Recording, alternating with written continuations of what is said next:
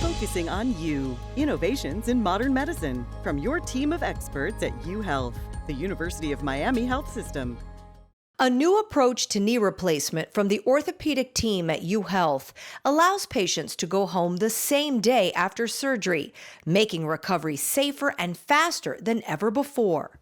We have changed the way we do the anesthesia, and we have changed also our rehabilitation for the patient. This surgery normally takes around an hour or 2 hours. The same day the patient starts physical therapy, and within 4 to 6 hours, patient can go home. Orthopedic surgeon Dr. Victor Hugo Hernandez says improvements in surgical techniques are attracting patients younger than before. In May, he replaced the knee of former athlete 56-year-old Rolando Zuccolillo.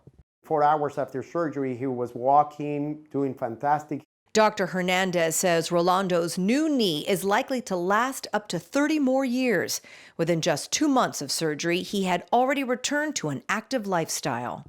I still play 3 times a week basketball in a group of friends, and I love bicycling also. I try to do every weekend, go on a 3-4 hour bicycle ride. Rehabilitation is critical to recovery.